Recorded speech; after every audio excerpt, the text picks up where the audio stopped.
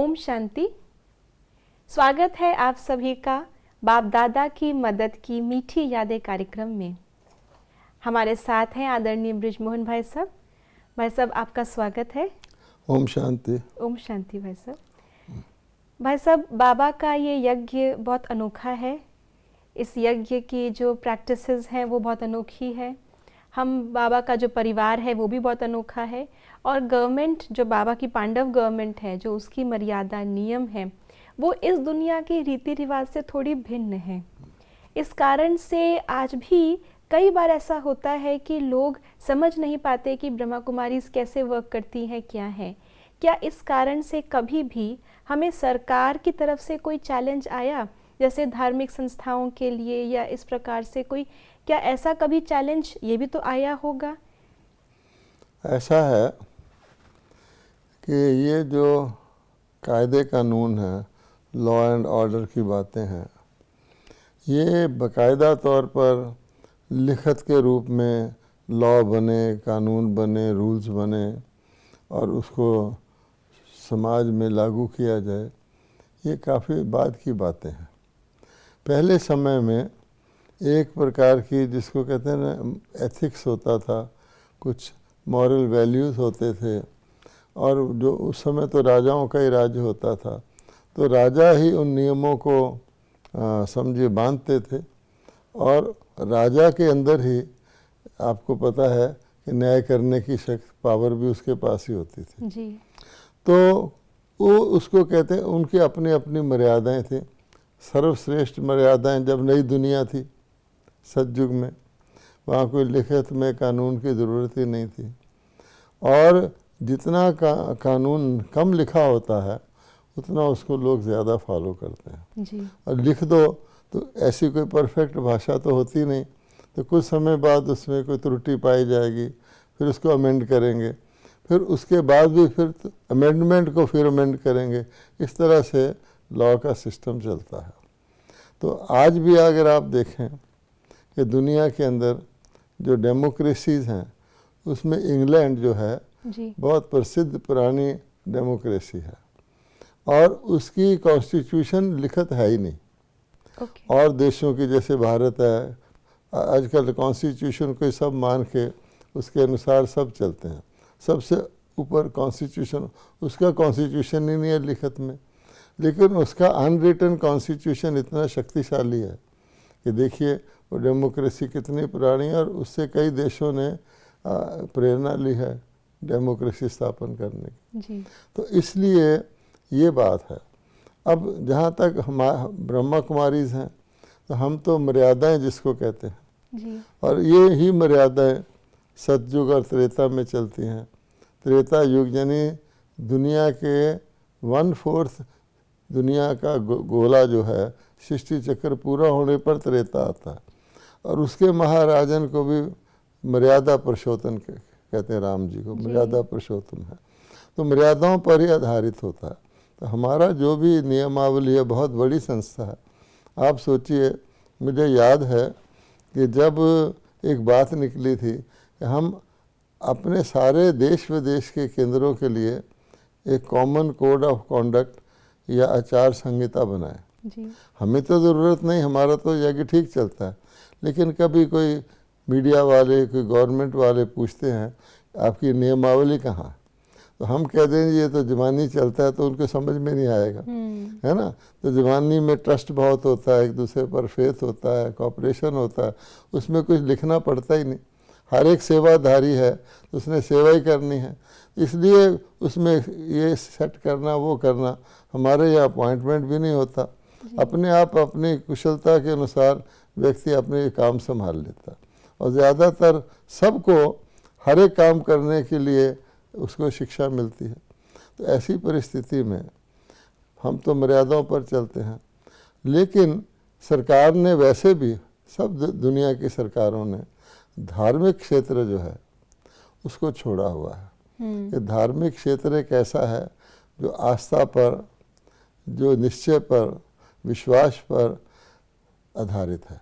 तो उनके लिए कानून बनाना बहुत मुश्किल है, क्योंकि भिन्न भिन्न आस्थाएं हैं, भिन्न भिन्न तरीके हैं। अब इसलिए गवर्नमेंट ऐसा कौन सा ऑल इंक्लूसिव कानून बनाए जिसमें सारी आस्थाएं विश्वास भी आ जाए। तो हमको जब कहा गया कि ऐसा कुछ बनाया जाए, हैं जी, अपने आपस में आपसी रिलेशन का, क्योंकि दुनिया में कितने कॉन्टिनेंट्स हैं, कितनी भाषाएं हैं, कितने कंट्रीज़ हैं, सबके अपने अपने लॉ हैं। एक कॉन्टिनेंट में कितने कंट्रीज़ हैं, पड़ोसी कंट्री, और उसमें भी लॉ में फ़र्क होता है, करेंसी में फ़र्क होता है। तो ऐसी रीत पर हमको कहा गया, तो हमने इंक्वायरी किया कि दुनिया में आखिरकार बहुत सारे विदेश हैं, कोई ऐसा लॉ बना हुआ है जो किसी प्रकार का भी जो सभी विदेशों पर लागू हो, तो ना आ गई, ऐसा कोई कानून नहीं बना। फिर भी हमने अपनी ईश्वरीय मर्यादाओं को आगे रख करके एक कॉमन लॉ बनाया, क्योंकि हमारे लिए तो बहुत आसान था, चाहे इंडिया में हो, चाहे न्यूजीलैंड में हो, चाहे चिल्ली में हो, हमारी एक ही जैसी मर्यादाएं हैं।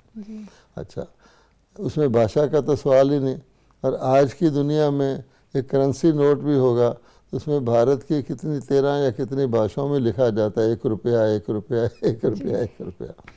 तो जब हमने वो लॉ बनाया, बहुत आपस में सब देशों के भाई बहन बड़े बड़े आके मिले, वो बहुत अच्छा लागू होता है, लेकिन हमने उसमें नीचे लिख दिया अगर किसी भी देश के कानून के साथ हमारा ये लॉ क्लैश करता है तो देश का कानून पहले लागू होगा, ताकि उसमें किसी प्रकार का भी किसी चीज़ का भी उल्लंघन ना हो। क्योंकि हम लॉ ऑफ द लैंड को आज के दिन में, आज का जो लॉ है उसको प्राइम मानते हैं, यानी उसमें किसी प्रकार का कंप्रोमाइज़ नहीं करते। आज ब्रह्मा कुमारी भारत में देखो कितने प्रांत हैं, कितनी भाषाएं हैं, लेकिन हम लॉ ऑफ द लैंड को पहले फॉलो करते हैं। कई जगह कम्युनिस्टों की गवर्नमेंट होती थी, कई जगह दूसरों की होती थी, कई प्रकार की पार्टियां, उनकी भी अपनी अपनी लीनिंग्स हैं, है ना। कोई बिल्कुल परमात्मा में विश्वास नहीं करते, कोई फिर एक बहुत कट्टरपंथी भी हैं। सब ने भारत पर राज किया है। और भारत का तो अगर आप इतिहास देखें तो ऐसा कोई भी धर्म नहीं है जिसने भारत पर राज ना किया हो। ये भी एक वंडरफुल बात है। टर्न बाय टर्न सब ने भारत पर राज किया है। देवताओं ने भी किया, हिंदुओं ने भी किया, मुसलमानों ने भी किया, क्रिश्चियन ने भी किया। ये वंडर है ना। इसलिए ब्रह्मा कुमारी का ये बेस है। तो इस प्रकार से सारी सिस्टम चलता है। हर देश की सरकारों ने धर्म को छूट दी हुई है। मान लो टैक्स है जी, तो जितनी धार्मिक संस्था हैं सबको टैक्स माफ़ है ना, लेकिन उनको अपने अकाउंट्स वगैरह ठीक रखने पड़ते हैं। ऐसा नहीं कि माफ़ है तो खुली छुट्टी है उल्टा सीधा करने की। तो इसी प्रकार से इंटरफियरेंस कॉन्स्टिट्यूशन में ही हमारे लिखा गया है कि किसी के भी मान्यता विचार वो अपने अपने का पालन कर सकता है। उसमें सरकार किसी भी प्रकार का खुली आज़ादी दी हुई है, क्योंकि ये मामला ही फेथ का होता है। इस प्रकार से ये चलता है। फिर भी ऐसी बातें हो जाती हैं जहाँ सरकार को इंटरफियर करना पड़ता है जी। तो ऐसा कभी हुआ था?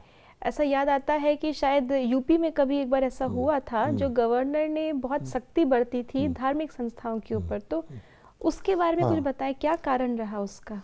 उसमें ये है कि उत्तर प्रदेश के गवर्नर डॉक्टर चन्ना रेड्डी थे जी एक वक्त पर।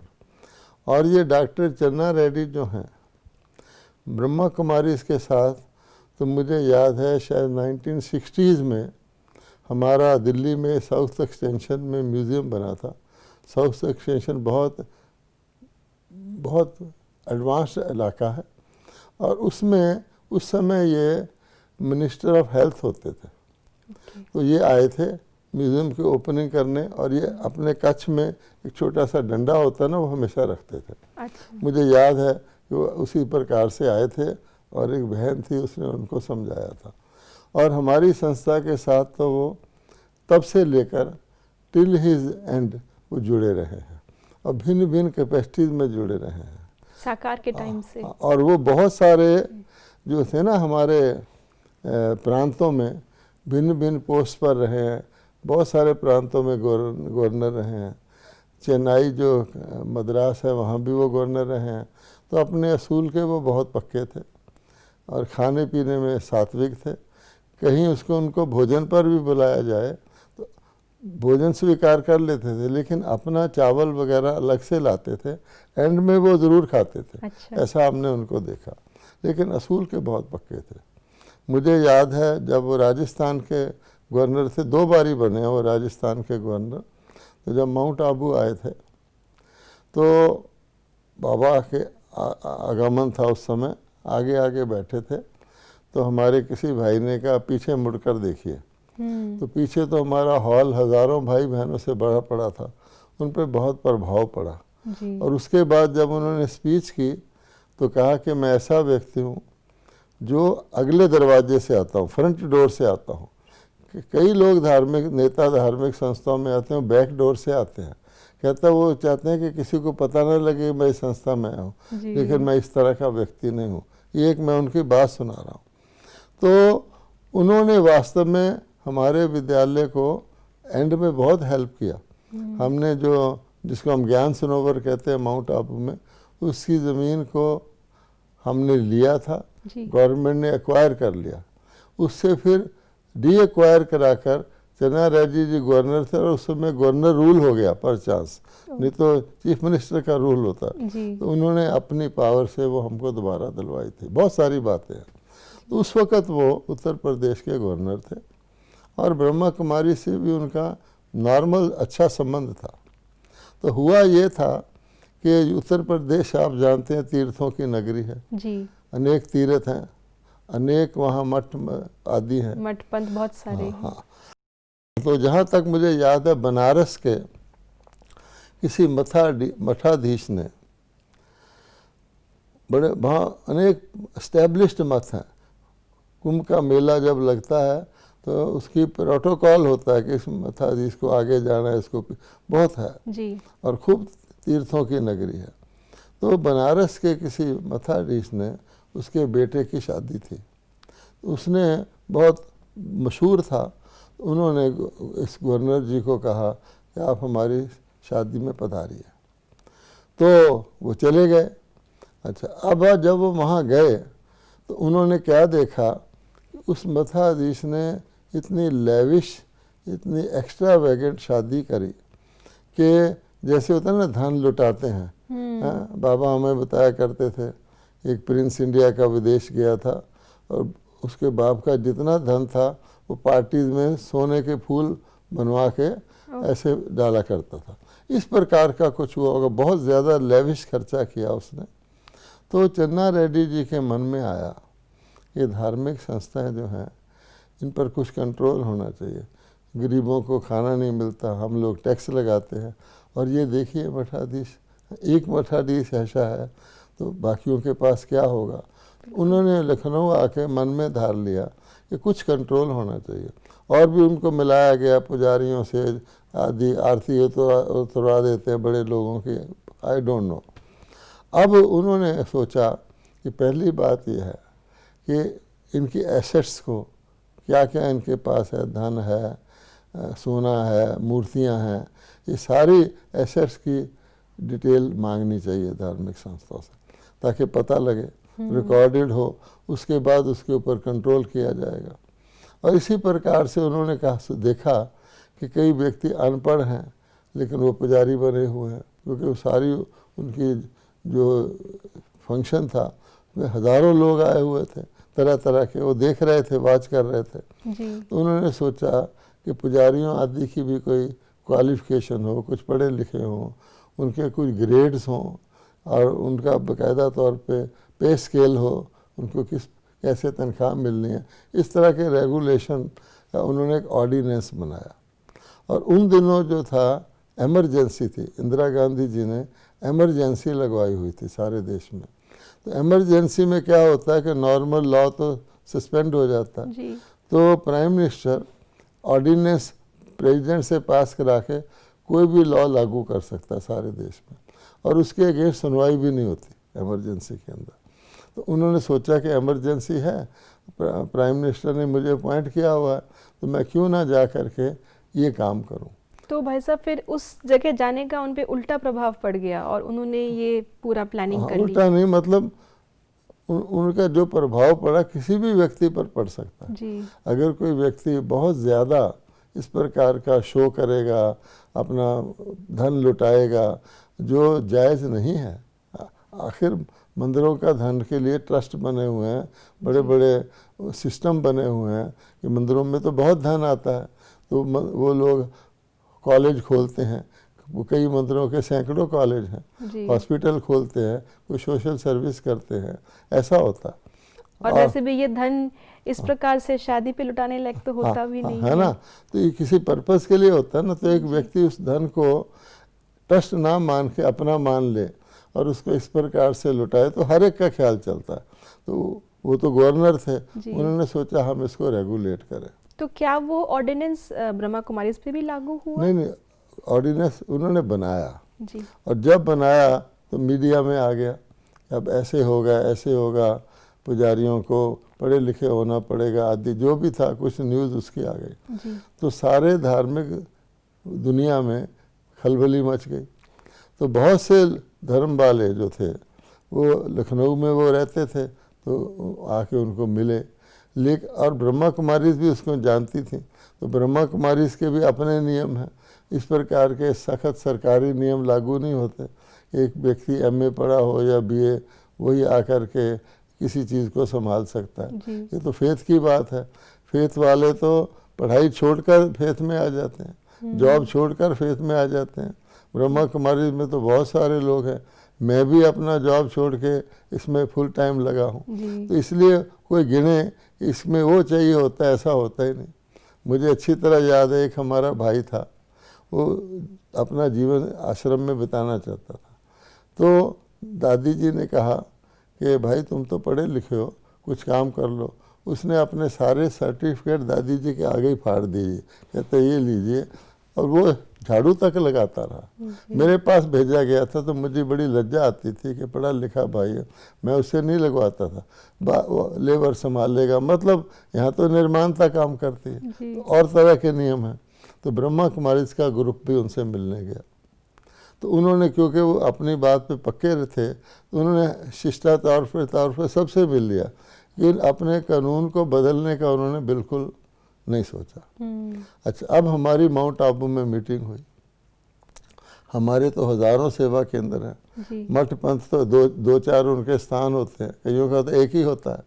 अब हमने सोचा, और टाइम लिमिट दी हुई थी उसमें, 1 महीने के अंदर अंदर सारा डिटेल बना करके अपने बैंक अकाउंट, ये वो कोई भी तुम्हारी एसेट्स हैं, प्रॉपर्टीज़ हैं, मूवेबल है, इमूवेबल है। तो हमने आबू में मीटिंग की कि ये तो बड़ा कठिन काम है जी, और सोचो क्या करना है। तो मैंने और हमारी दीदी मनमोहनी जी थे। मनमोहनी जी बहुत कट्टर विचार के थे। वो कहते थे संकल्प की शक्ति है जो काम करती है, तो कभी भी अपने संकल्प को हिलाना नहीं। शायद आपको याद होगा कि रामलीला ग्राउंड का जब हमने कहा था, उस वक्त भी उन्होंने कहा था दूसरा स्थान देख लो, तो मैंने और मनमोहनी जी ने कहा कि हमने सोचना ही नहीं, दूसरा स्थान देखना तो क्या, संकल्प से उड़ा देना। तो हमें सफलता मिली थी। तो वहाँ भी हमने ये इनिशिएट किया, सबने एग्री किया कि हमने इसके नियमावली को फॉलो नहीं करना, ना हम कर सकते हैं, और बड़ा कठिन काम है। हम धार्मिक अपना ईश्वरीय प्रचार करें, स्पिरिचुअल, या बैठ के कागज़ भरें इस जगह पे इतनी एसेट्स हैं आदि आदि। और हमारा तो सारे इंडिया में छोटे बड़े गीता पाठशाला गिरो तो बहुत मुश्किल हो जाएगा। कई बहनों को तो अकाउंट रखना भी नहीं आता है ना, वो किसी भाइयों से अकाउंट रखवाते हैं। तो ऐसे तो हमने फैसला कर लिया कि हम इसको नहीं करेंगे। अच्छा, फिर क्या हुआ, संकल्प किसी का होता है, पूरा परमात्मा किसी से करवाता है। तो बाबा ने किसी को निमित्त बनाया इसके लिए? तो ये है, तो यही बात है कि बाबा, हमने तो अपना निश्चय कर लिया, अब बाबा की मदद। तो ये जो जैनी लोग होते हैं जी, तो जैनियों के छोटे छोटी मूर्तियाँ प्योर गोल्ड की होती हैं। अच्छा, और वो बड़े धनवान होते हैं। गवर्नमेंट को भी जब कभी मदद की ज़रूरत पड़ती है तो जैनी आगे आके बहुत धन देते हैं। कुदरती तौर पर उनको बहुत धन परमात्मा ने इस दुनिया में दिलवाया हुआ। तो जैनी लोग सीधा इंदिरा गांधी जी के पास गए। उन्होंने कहा कि देखिए हमारी गोल्डन स्टैचूज हैं, मूर्तियां हैं, वो स्थापित हैं। अब वो कह रहे हैं कि मूर्ति को वजन करो, तो वजन करने के लिए तो मूर्ति को उठाना पड़ेगा जी। और वो हमारी स्थापित की हुई मूर्ति हम उठाएं तो मूर्ति खंडित हो जाती है। ये तो हमारी निष्ठा और आस्था के ऊपर बहुत बड़ी ठेस लगेगी, हम ये कर ही नहीं सकते, ना करेंगे। तो इंदिरा गांधी जी ने सब सोच विचार के, वो दूरदर्शी थी और कभी भी अनरीजनेबल नहीं थी, उनमें ये खूबी थी। ऐसे हमारे रामलीला ग्राउंड में भी जब उन्होंने देखा कि देवियों की बहुत बड़ी मूर्तियां स्थापित हैं, और वैसे भी जो नेता होते हैं ना, ये सारे नेताओं के अंदर एक प्रकार की आस्था होती है कि धर्म वालों से आशीर्वाद लो। कई तो आप जानते हैं कि जब उनको अपना जॉब ओथ लेना होता है तो मुहूर्त निकलवा करके इस समय पर मैं ओथ लूँगा, ये ऑस्पिशियस है, यहाँ तक उनकी मान्यता होती है। अच्छा। तो वो सोचते हैं कि धर्म वालों को अगर डिस्टर्ब कर देंगे तो हमारे लिए बहुत बड़ा एक प्रकार का श्राप बन सकता है, ये भी उनके अंदर भय होता है। तो इसलिए उन्होंने फिर सारा ही ये जो ऑर्डिनेंस था, चन्ना रेड्डी जी को कहा कि इतना सख्त ऑर्डिनेंस धर्म पर नहीं लगाना चाहिए, उन्होंने उसको लागू ही नहीं किया। तो वो ऑर्डिनेंस फाइनली हुआ ही हाँ, नहीं। हम बच गए, मतलब ऑर्डिनेंस तक रहा, लेकिन इंदिरा गांधी जी को उसे अप्रूव करना था तो उन्होंने किया ही नहीं, तो वैसे का वैसा ही चलता रहा। तो इसका मतलब बाप दादा ने कहीं ना कहीं हमारा संकल्प शक्ति थी जिसने कि टच किया, और एक पूरा सभी बाकी धर्म के द्वारा हमें कुछ कहना ही नहीं पड़ा उसके अंदर, ना हमने शुरू किया उस चीज़ को, ना हमें उसको प्रोड्यूस करना पड़ा गवर्नमेंट के आगे। बाबा हमको हमेशा कहते थे कि ईश्वरी मर्यादाएं जो होती हैं, स्पिरिचुअल वैल्यूज़, और जब भी दुनिया की मर्यादाएं बीच में आएंगी, परीक्षा बहुत होगी, क्योंकि दुनिया में राज्य सत्ता है उनके पास, आपके पास नहीं है। आपके पास धर्म सत्ता है, लेकिन धर्म सत्ता सदा राज्य सत्ता के ऊपर रही है। आप जानते हैं कॉरोनेशन होता है जी। तो क्राउन कौन पहनाता है? क्रिश्चियंस में पोप पहनाता है ना, राजा रानी को पोप पहनाता है। हमारे यहाँ भी धर्म गुरु होते थे जो कि ताज पहनाते थे। तो धर्म सत्ता सदा ऊपर रही है, इसलिए हम उसको अच्छी तरह पालन करते हैं और समझते हैं कि धर्म सत्ता है ऊपर, तो ऑटोमेटिकली कोई विधि निकल आएगी। परंतु हमें अगर कोई खुद ही कंप्रोमाइज़ कर ले, अच्छा जी हम ऐसे कर लेते हैं, तो फिर वो काम नहीं करता।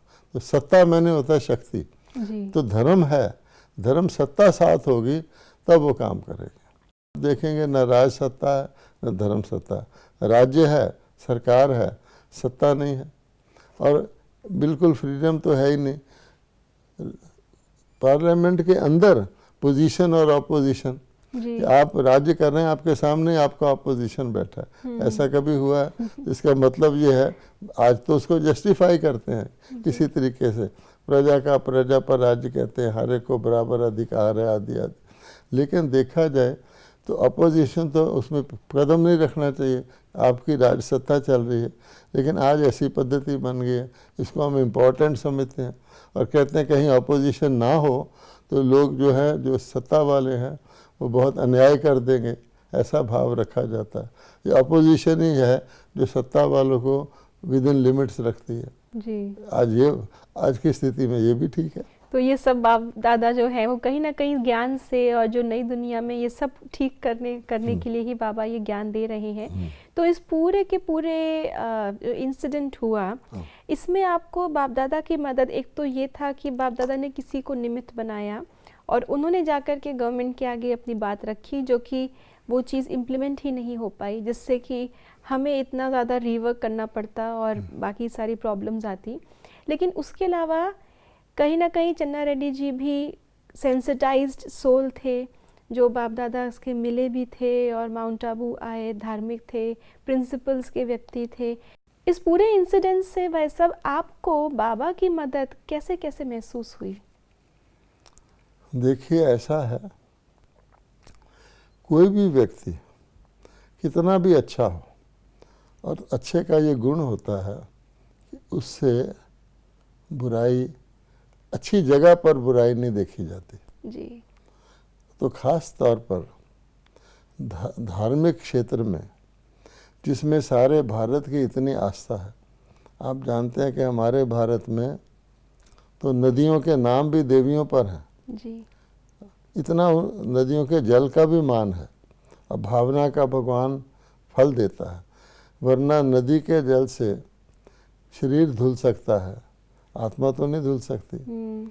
अच्छा, शरीर भी आजकल नदियों का जल इतना पोल्यूटेड हो गया है क्योंकि सारे नगरों का कचरा उसमें पड़ता है कि वो लोग भावना अर्थ वहाँ नहाने जाते हैं, फिर घर आके दूसरे पानी से नहाते हैं, पर भावना है। तो ऐसे स्थानों पर वैल्यू अगर किसी चीज़ की लगाई जाती है, अगर किसी ऑर्डिनरी स्थान पर कोई दुराचार होता है तो दुराचार तो दुराचार ही है जी। लेकिन अगर किसी मंदिर में दुराचार हो जाए तो 1000 गुना उसको बड़ा गुनाह गिना जाता है ना। उस हिसाब से दुनिया के लोग भी फजूल खर्ची करते हैं। लेकिन अगर किसी मंदिर का कोई धार्मिक संस्थान का हेड इस प्रकार की फजूल खर्ची करे जो दुनिया की भी फजूल खर्चियों से ऊपर चली जाए। बहुत सारे न्यूज़ आते हैं, आपको पता है, कई अमीर लोग हवाई जहाज़ में शादी करते हैं, कोई समुंदर के नीचे जाके करते हैं, पैसा है तो पैसा लुटाते हैं जिसको कहते हैं। तो अगर वो करे तो नेचुरली ख्याल आता है, फिर वो गिनते हैं कि ये एक सैंपल है, एक मछली सारे तालाब को ख़राब कर देती है। वो समझते सारे ही ऐसा करते होंगे, तो उनके मन में बहुत बड़ा द्वंद्व चलता है और वो सोचते हैं कि इतना बड़ा देश है, हमें इसके लिए कितना धन चाहिए, हम कई तरीके से धन इकट्ठा करते हैं इसकी प्रगति के लिए, और क्यों ना इस धन को भी रेगुलेट करें। तो नेचुरल है ना। तो एक साधारण व्यक्ति और एक देश के हित देखने वाला व्यक्ति के अंदर ये ख्याल जागना नेचुरल है। और कहीं ना कहीं आस्था पर भी ठेस पहुंचती है। हाँ, कि देखो ऐसा हम भी वहाँ धन चढ़ाते हैं, उसका ये हाल होता है। तो इसलिए उन्होंने ये किया। बाकी ये है, बाबा से मिलने तो बाद में आए थे जब राजस्थान के बने, as a normal human being हमने ये देखा है, हमने ये सीखा है कि अच्छा मार्ग जो होता है उसके रास्ते में रुकावट ज़रूर आती है लेकिन उसका रास्ता उसको मिल जाता है। जैसे कहते हैं ना, सत्य की नाव डोलती है पर डूबती नहीं। तो डूबती नहीं पर ये भी है ना, डोलती तो है ना। इसलिए सच की वैल्यूज़ को भी टेस्ट किया जाता है कि सचमुच ये सत्य है या कन्वीनियंस है, सब साधन मौजूद हैं इसलिए सत्य पर चल रहे हैं। अगर आपसे कोई साधन छीन लिया जाए, कोई फैसिलिटी आपको ना मिले और आप सत्य का मार्ग छोड़ दें तो आप सच्चे सत्य मार्ग पर तो नहीं चल रहे ना। इस प्रकार की परीक्षाएं आती हैं। जी भाई साहब, और आपने कहा सच की नाव में कम से कम हिलना तो होगा ही, डूबेगी नहीं। या यूँ कहे कि जो सच की नाव होती है कई बार उसको ही ज़्यादा हिलाया जाता है देखने के लिए कि ये सच है भी या नहीं। जो झूठा है उसका तो प्रत्यक्ष ही है, उसको कभी कोई टेस्ट करेगा भी नहीं।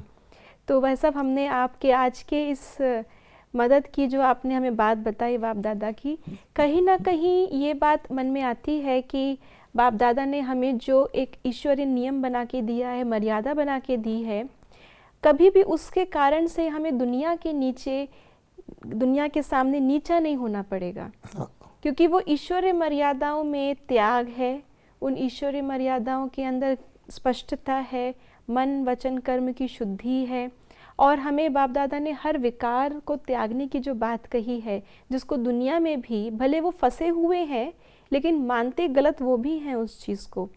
तो कहीं ना कहीं बाप दादा ने हमें ये सब बातें जो बताई हैं जीवन में हमारे हैं, जिसको हमें एफर्टलेसली हम जीते हैं, तो उस आधार से हमें बाप दादा की मदद मिलती भी रहती है और दुनिया के भी ऐसे टेस्ट में हम पास हो सकते हैं। और इससे हमारा निश्चय जो है और भी दृढ़ होता है, क्योंकि निश्चय एक बड़ी फ्लिकरी चीज़ है। निश्चय बढ़ता भी है लेकिन ज़रा सा भी मामूली सा भी टेस्ट आ जाए तो निश्चय हिलना लगना शुरू हो जाता है। रामलीला मैदान वाले में भी हमने देखा, एक तरफ पूरी सरकार है और पूरी सरकार के लिए भी एक बहुत बड़ा अतिथि रशिया का प्रेसिडेंट आ रहा है, और जिससे रशिया से इंडिया उस वक्त वीट मंगवाता था, चावल मंगवाता था। तो उसका लिए रिसेप्शन के लिए ग्राउंड, और ब्रह्मा कुमारी ने वही लिया हुआ ग्राउंड। तो दोनों के अंदर देखा जाए तो पूरा, वो भी मजबूर थे, लेकिन ब्रह्मा कुमारी की वो जो साधना थी उसको देखते देखते वो जीत हो गई। तो सारे अखबारों में फ्रंट पेज पर फर्स्ट न्यूज़ आ गई कि इनकी विजय। और इसी प्रकार के यहाँ भी गवर्नमेंट है। अब गवर्नमेंट ने सबके लिए लॉ पास किया, ठीक है, हम पर वो लॉ लागू भी नहीं होता, ना हम कोई इस प्रकार की गलत काम करते हैं, ना हम कोई सोने को होल्ड करते हैं या इस तरह का। हम तो इकोनॉमिकल है, हमारा इकोनॉमी हमारा फर्स्ट प्रिंसिपल है जी। इकोनॉमी और इकोनॉमी। हम तो संकल्प की भी इकोनॉमी करते हैं, तो हमारे यहाँ वो एक्स्ट्रा वेजेंस कहाँ से मिलेगी। लेकिन जब लॉ पास होता है तो सबके लिए होता है। टेस्ट यही होता है, मान लो अर्थक्वेक आएगा तो क्या ब्रह्मा कुमारी इसके लिए नहीं आएगा। टेस्ट ये होता है कि उसको हमने कैसे पास किया। तो उसमें बाबा ने कहा एक वक्त तो हमने तो अपने मन में धार लिया, लेकिन अब वो धारणा को इम्प्लीमेंट कैसे हो, तो परमात्मा अन्य के द्वारा भी उसको इम्प्लीमेंट करवा के आपके नियम को रखता है। तो हमारा रिएक्शन उस समय बिल्कुल निश्चय वाला रहा। हाँ बिल्कुल, कि हमने ये नहीं करना। थैंक यू भाई साहब। इन सब बातों से हमारा भी निश्चय कहीं ना कहीं बहुत दृढ़ होता है कि हम जिस मार्ग पर चल रहे हैं, हमने जो पथ चुना है, हमें उस पर निश्चित आगे बढ़ते रहना है। परीक्षाएं आएंगी, कहीं ना कहीं किसी न किसी को बाप दादा निमित्त बना करके हमें उन परीक्षाओं से पार भी लेके जाएंगे। तो इसी के साथ आज आपका भाई साहब बहुत बहुत धन्यवाद करते हैं, और फिर मिलेंगे कुछ नई यादें लेकर के बाप दादा की मदद की। तब तक के लिए ओम शांति।